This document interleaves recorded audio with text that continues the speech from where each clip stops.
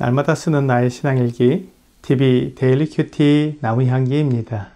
오늘은 5월 4일 목요일입니다.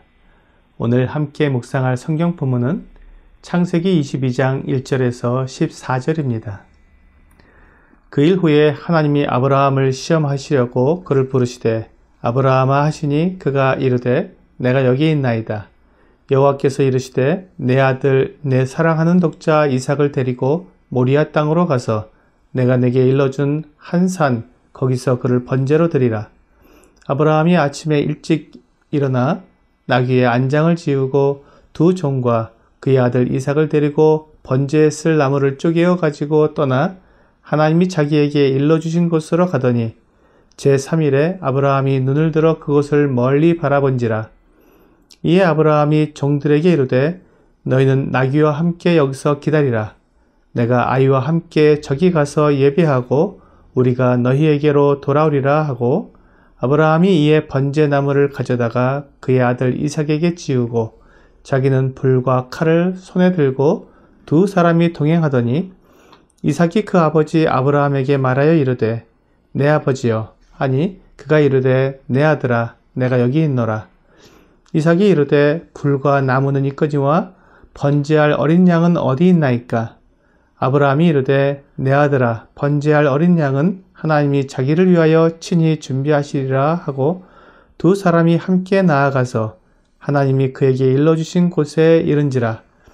이에 아브라함이 그곳에 제단을 쌓고 나무를 버려놓고 그의 아들 이삭을 결박하여 제단 나무 위에 놓고 손을 내밀어 칼을 잡고 그 아들을 잡으려 하니 여호와의 사자가 하늘에서부터 그를 불러 이르시되 아브라함아 아브라함아 하시는지라. 아브라함이 이르되 내가 여기 있나이다 하매 사자가 이르시되 그 아이에게 내 손을 대지 말라. 그에게 아무 일도 하지 말라. 내가 내 아들 내 독자까지도 내게 아끼지 아니하였으니 내가 이제야 내가 하나님을 경외하는 줄을 아노라. 아브라함이 눈을 들어 살펴본즉 한 순양이 뒤에 있는데 뿔이 수풀에 걸려 있는지라. 아브라함이 가서 그 순양을 가져다가 아들을 대신하여 번제로 드렸더라.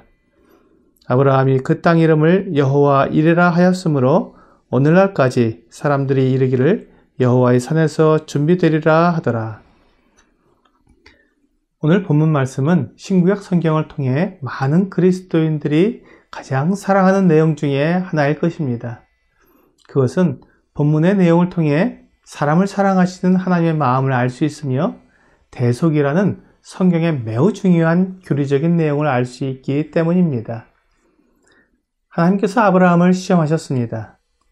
100세에 얻은 아들 이삭을 하나님이 지시하시는 산에서 번제로 드리라는 것입니다. 번제는 제물을 죽이고 각을 떠서 모두 태워드리는 제사입니다. 그런데 하나님께서 아브라함에게 주신 아들을 이와 같은 제물로 바치라는 것은 매우 이해하기 어려운 요구가 됩니다. 그렇기 때문에 이런 문제를 만나게 되면 혼란스럽고 어떻게 해야 할지 모르는 상태가 됩니다. 여기에서 우리는 초점을 내가 아닌 하나님께 맞춰야 합니다. 만일 아브라함이 자신이나 아들 이삭에게 초점을 맞추었다면 결코 하나님의 말씀에 순종할 수 없었을 것입니다. 사랑하는 아들을 자기 손으로 죽여서 하나님께 제사하는 것은 너무나 끔찍하고 이보다 더 무서운 일은 없을 것이기 때문입니다. 하지만 하나님을 바라본다면 생각이 달라집니다. 아브라함은 원래 자식이 없었습니다. 그리고 사라가 자식을 낳을 수 있는 능력도 없었습니다. 하지만 하나님께서 약속해 주셨고 그 약속대로 아브라함의 나이 100세에 사라의 나이 90세에 이삭을 낳았습니다. 그러므로 아브라함이나 이삭이나 모두 아무 능력도 없으며 사실 그들이 역사의 주인공은 아닌 것이 분명합니다. 그렇다면 분명해집니다. 하나님께서 아브라함도 존재하게 하셨고 이삭도 존재하게 하셨습니다. 그렇게 우리를 존재하게 하신 창조주께서 이삭을 번제로 드리라고 하시는 것은 하나님께 놀라운 계획이 있다는 것을 알게 해줍니다. 하나님은 이삭을 통해 큰 민족을 이루고 하늘의 별처럼 많은 자손을 주겠다고 아브라함에게 약속해 주셨습니다. 하나님의 이 말씀을 믿는다면 하나님을 믿고 이삭을 번제로 드릴 수 있을 것입니다.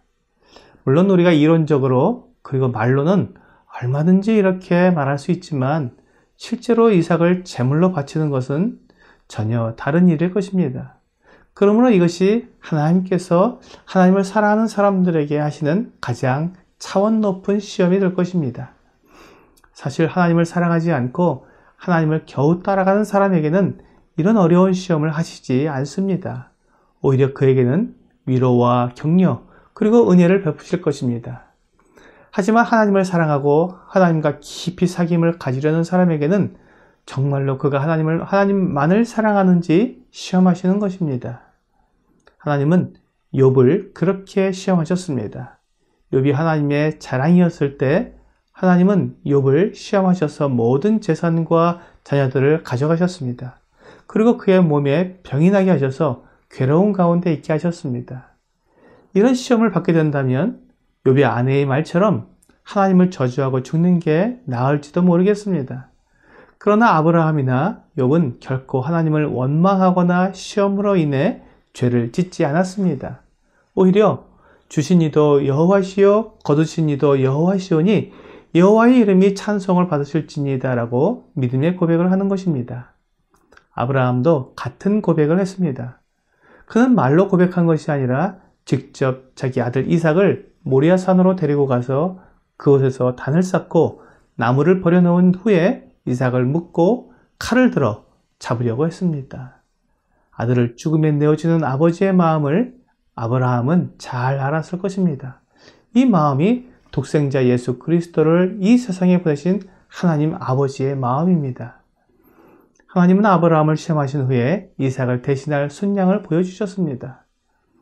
아브라함은 그 순양을 가져다가 이삭을 대신하여 번제로 드렸습니다. 하나님은 우리의 죄를 위해 아들을 내어주셨고 십자가에서 죽임을 당하게 하셨습니다. 하나님께서 친히 준비하신 어린 양은 우리 주 예수 그리스도 하나님의 아드님이십니다. 주 예수님께서 죽으심으로 우리의 모든 죄를 다 용서해 주셨고 하나님과 사람이 화목하게 되었습니다. 오늘의 적용 질문을 보겠습니다. 하나님께서 나를 시험하신다면 나는 어떻게 반응하겠습니까? 하나님의 시험은 결코 간단한 일이 아닙니다. 마치 죽을 것 같은 고통이 있기도 합니다. 모든 것을 다 포기하고 잃어버릴 것 같은 두려움이 올 때 나를 보거나 나를 시험하는 환경을 보게 된다면 결코 시험을 이길 수 없습니다. 오직 하나님을 바라보며 하나님의 약속을 믿고 하나님께 나를 의탁하면 하나님께서 모든 것을 인도하시며 도와주실 것입니다. 하나님은 결코 우리를 멸망케 하시는 분이 아니십니다.